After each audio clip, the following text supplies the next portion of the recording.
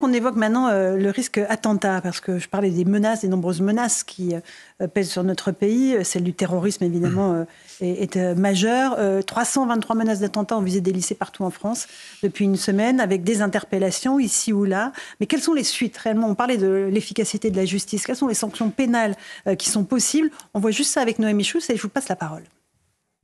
Ce mineur de 17 ans a été interpellé à Malakoff dans les Hauts-de-Seine par les policiers de l'Office de lutte anti-cybercriminalité. Il a été placé en garde à vue. Une première arrestation alors que depuis une dizaine de jours, des établissements partout en France sont la cible de menaces via les ENT, les espaces numériques de travail. 323 menaces dans 44 départements ont ainsi été comptabilisées par le ministère de l'Éducation nationale. À Paris, 3 enquêtes ont été ouvertes. D'abord pour atteinte à un système de traitement automatisé de données mis en œuvre par l'État, délit faisant encourir 7 ans de prison et 300 000 € d'amende. Mais aussi pour menace de mort ou d'atteinte aux biens dangereuses pour les personnes à l'encontre d'un chargé de mission de service public, jusqu'à 5 ans de prison, 75 000 € d'amende. Apologie du terrorisme au moyen d'un service de communication au public en ligne et provocation à un acte de terrorisme, 7 ans de prison, 100 000 € d'amende. Usurpation d'identité, divulgation d'informations fausses afin de faire croire à une destruction dangereuse. Là encore, un délit faisant encourir 2 ans de prison et 30 000 € d'amende. Alors Céline Pina, pour reprendre vos arguments, on verra ce que ça donnera, les condamnations ou pas, de ces individus qui menacent d'attentats les lycées en France. Mais force est de constater qu'on parle toujours du maximum de ce que l'on peut donner, mais force est de constater que les magistrats appliquent les lois avec tact et mesure. C'est exactement le cas inverse des dépassements d'honoraires. Et là, je pense qu'il faut quand même vraiment changer de manière de faire. De braquet. Parce que si un gamin qui commet un acte comme ça, se retrouve avec 50 000 € d'amende ou 30 000 € d'amende à payer par les enfants, par les parents ou par lui, il faut regarder quelle est la structure. Mais en fait, il faut que l'amende pèse sur la vie de la famille et pèse pour un certain nombre d'années.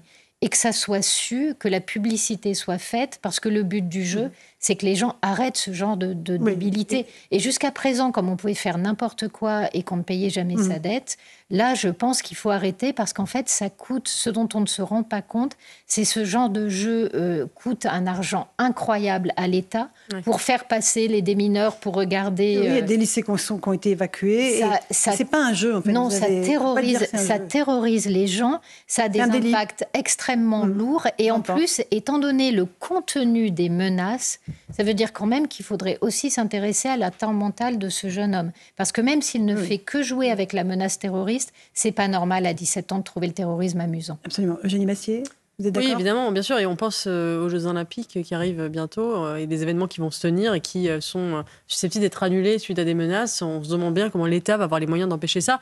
Et c'est le problème de la guerre contre le terrorisme, le terrorisme a pour objectif de créer un état de sidération et de vigilance permanente dans la société et de la part des gouvernements. Et à cette menace terroriste qui existe maintenant depuis à peu près une vingtaine d'années en Occident, s'ajoute la dimension cyber qui aujourd'hui abolit même le virtuel et le réel et qui crée une couche supplémentaire de possibilité de terroriser.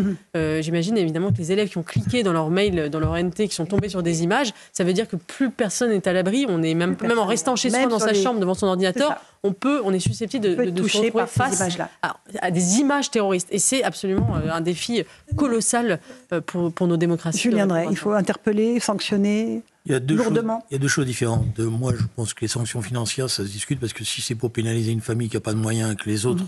voilà. Par contre, je pense que c'est des jeunes qui doivent être dans des sorties de leur milieu. C'est-à-dire qu'ils doivent être dans des centres d'éducation. Il y en a très peu, Julien. Voilà, il n'y a pas de place. C'est ça qu'il faut. Il faut ouvrir les centres d'éducation. Il faut les reprendre en main. Et de manière pas simplement conjoncturelle par une sanction, parce qu'il y a tout un travail à faire de rééducation. Et si vous les laissez dans leur milieu, d'abord, vous risquez de pénaliser les frères et les sœurs qui, eux, travaillent bien. Mais voilà. Donc, ceux-là, il faut les prendre en main. Et la pénurie aujourd'hui de place dans ces centres d'éducation renforcés, elle crée cette situation ubuesque où vous avez des sanctions qui ne sont même pas appliquées, d'ailleurs, le plus souvent, etc. Alors après, il y a un autre débat qui est pas de la même nature. on est en train de découvrir qu'il y a toute une réorganisation des réseaux terroristes qui s'est mis en place ces 2 dernières années. Et peut-être je pense pas que nos services aient sous-estimé, mais malheureusement, la pieuvre, elle est multiple et il y a une très grosse réorganisation qui s'est mise en place et qui est évidemment un péril maintenant pour l'ensemble des démocraties. Et on en a vu un exemple à Moscou, effectivement. Jean-Sébastien Ferjou, avant Louis Dragnel. Je comprends ce que dit Julien Drey sur les cas les plus graves, mais si on raisonne d'un point de vue réaliste, ça peut être tout le monde, hein. Les gens qui écrivent des menaces, on l'a vu dans les procès, ça peut être vraiment monsieur et madame tout le monde, y compris des gens très socialement intégrés. Donc on ne va pas avoir que des jeunes, parce que parfois ce sont des majeurs, qu'on irait mettre dans des centres d'éducation. Et comme vous l'avez souligné, on n'en a pas les moyens. Mais comme le disait Jacques Lacan, le réel, c'est quand on se cogne.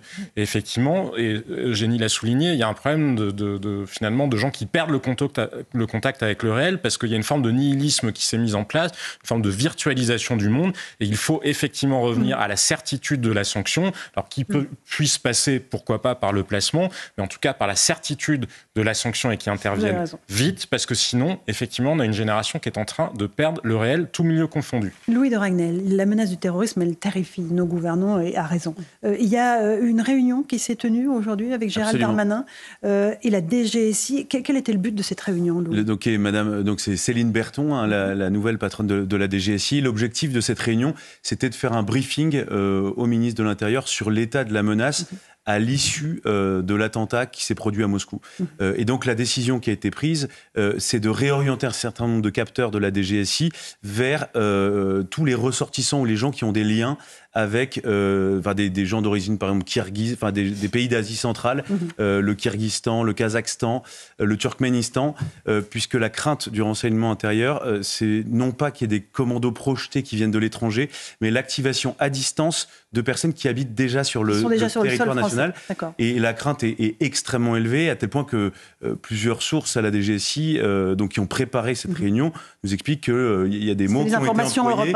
Voilà, selon les informations d'Europe 1, des mots comme il faut se préparer à la possibilité de tuerie de masse, le retour des attaques terroristes de haute intensité, et avec en ligne de mire ce qui inquiète le plus, la cérémonie d'ouverture des JO. La cérémonie d'ouverture des Jeux Olympiques, où il y a eu beaucoup de menaces qui ont été interceptées et venant précisément de cette communauté. Donc il y a eu si vous voulez, une augmentation des menaces interceptées depuis l'attentat qui a été commis à Moscou. Donc voilà. Il y a une possibilité qu'elle soit annulée, cette cérémonie d'ouverture ? Ça dépend en fait de la volonté du président de la République. Ailleurs. C'est le président de la République qui peut décider. Si le risque est trop grand. C'est une décision politique. Bon, okay. C'est-à-dire qu'en fait, c'est ni la patronne de la DGSI, ni le ministre de l'Intérieur qui peut décider de ça. C'est le président de la République. On sait que depuis le début, il a maintenu envers et contre tout cette cérémonie d'ouverture sur la scène parce qu'il le souhaite.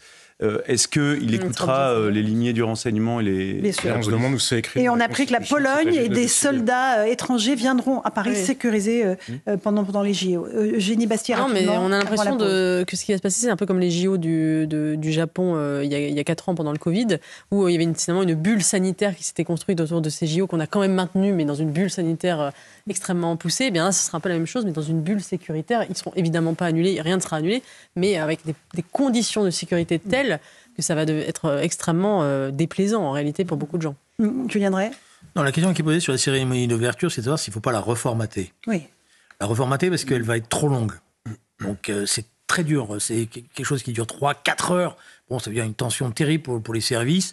Je ne suis pas convaincu qu'on ait besoin d'avoir toutes les délégations avec les drapeaux. Voilà, on peut avoir une très belle cérémonie d'ouverture qui dure 1h30, 2 heures, c'est largement suffisant. Et ça évitera la tension que va générer à ce moment-là les choses. Après, ce sont souvent des sites fermés, donc tout ça va être très contrôlé, etc. C'est bien qu'il y ait une coopération européenne et que les services européens viennent, vu le danger dans lequel on est aujourd'hui. Absolument. Allez, on va faire le rappel des titres de l'actualité, les 18h35. Simon Guillain est là pour CNews et Europe 1.